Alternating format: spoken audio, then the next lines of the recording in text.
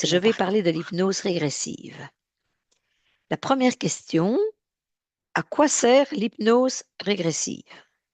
Eh bien, l'hypnose régressive, en fait, va permettre de trouver l'origine de vos problèmes, de vos blocages, de votre mal-être. L'opérateur, l'hypnologue, va guider là où le télépathe, en état de conscience modifié, tout au long de la séance, de votre session. Et le client, donc vous écoutez la session. Vous n'entrez pas en état de conscience modifié.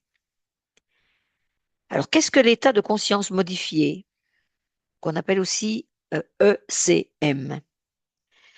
Eh bien, cet état désigne une déviation temporaire de notre fonctionnement mental habituel, impliquant des changements dans la perception, l'attention ou la conscience de soi, et peut survenir naturellement dans les rêveries,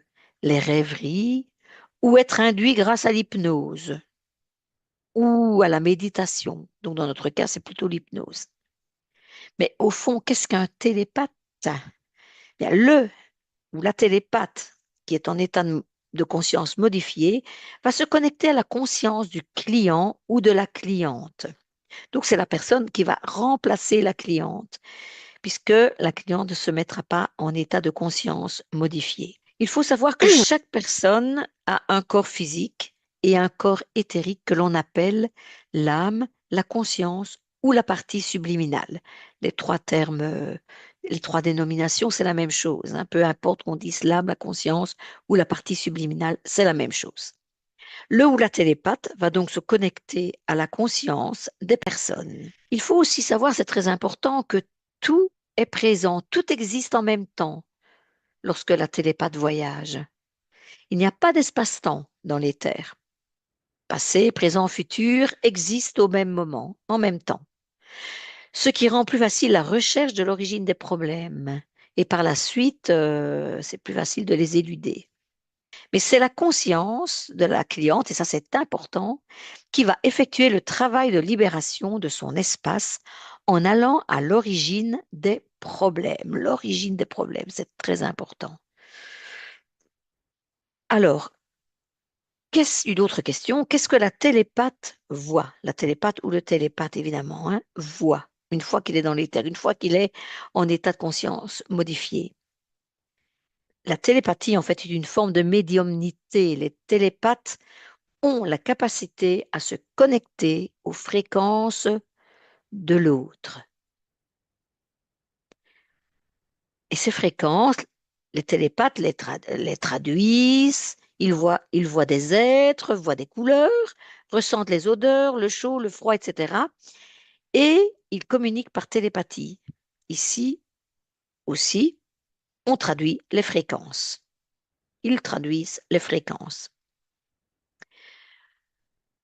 Dans la matière, on voit, on sent les entités, mais on capte différemment leurs fréquences.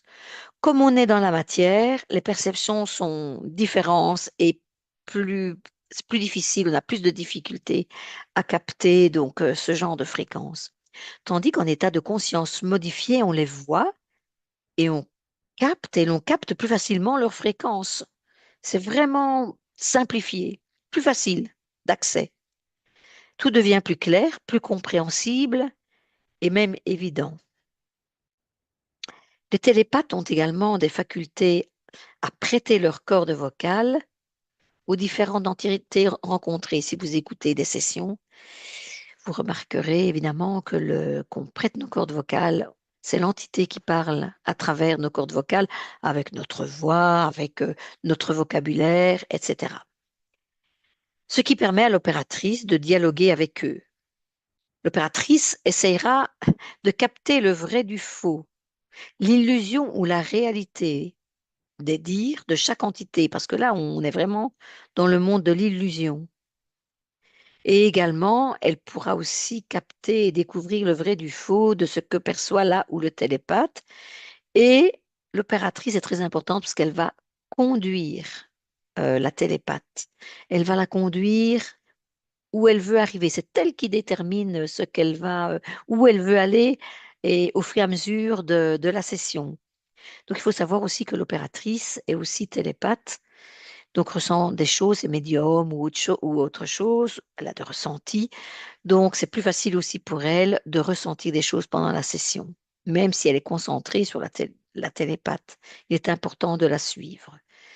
Voilà, c'était quelques petites questions. J'ai répondu le mieux que je pouvais. Si vous avez des questions, vous n'hésitez pas à contacter la team MDX.